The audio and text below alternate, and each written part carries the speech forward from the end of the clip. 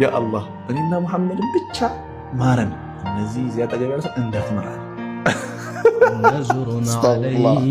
ነቢዩ ዓለይሂ ሰላቱ ወሰላም በአንድ ወቅት መስጂድ ቁጭ ባሉበት ከባልደረቦቻቸው ጋር አንድ ከገጠር የመጣ አዕራቢ ወይ ደግሞ ገጠር ውስጥ ይኖር የነበረ ሰው ማለት ነው መጥቶ መስጂድ አካባቢ እሳቸው ባሉበት እሳቸውን ያው ለመዘየር ከእሳቸው ለማማማር ነውና ምንም አያውቅም።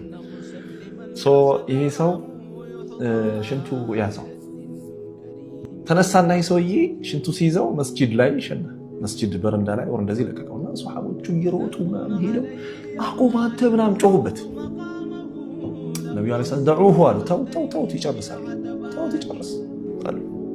ኦኬ ዱዓት ዑለማ ኡስታዞች የጀማዓ ሰዎች ዳዕዋ የምናደርጉ ወንድሞች ምናምን ይሄን በደንብ ማጤን አለብን። ሃርሽነስ ሪሊ ዳዕዋ ነው ወይ ኮስታራነት ሪሊ ዳዕዋ ነው የሚለው ኦፍ ኮርስ የሚያስፈልግበት ሁኔታ ይኖራል፣ ግን እንደዛው ማለት ነው። ነብዩ አለይሂ ሰላቱ ሰላም እናውላቸው ሂዱና በባልዲ ውሃ አምጡ አሉ። ድፉበት፣ በቃ ጠኋራ ይሆናል ነብዩ አለይሂ ሰላም። ሲምፕል።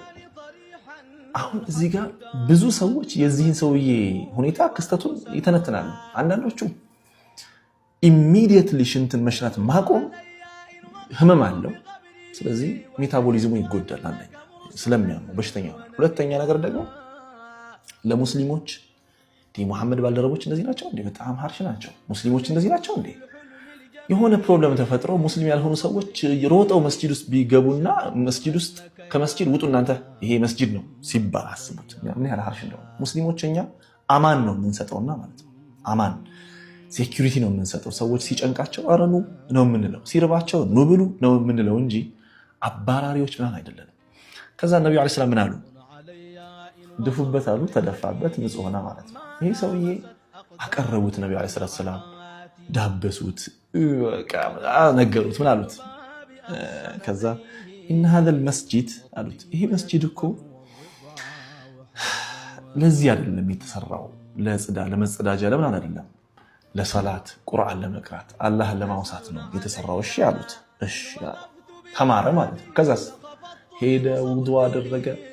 ከዛ እነዚያ ያባረሩት ሰዎች ጋር አብሮ ሶፍ ይዞ ሰገደ። ኢማሙ ማን ናቸው? ነብዩ መሐመድ ናቸው ሰለላሁ ዐለይሂ ወሰለም። ከዛስ ምን አለ መሰላቸው? በጣም የሚገርም ነው። ሁሉ ሰላካ በቃ በኋላ አላሁመ እርሐምኒ ወሙሐመዳ ወላ ተርሐም መዐና አሐዳ። ያ አላህ እኔና ሙሐመድን ብቻ ማረን፣ እነዚህ እዚያ አጠገብ ያሉት እንዳትመራ አለ። አስታግፊሩላህ። ከዛ ወደ መሰላችሁ ነብዩ ሰለላሁ ዐለይሂ ወሰለም አላህ አሳወቃቸው ይሄን ዱዓ። አሁንም ጠጋሉትና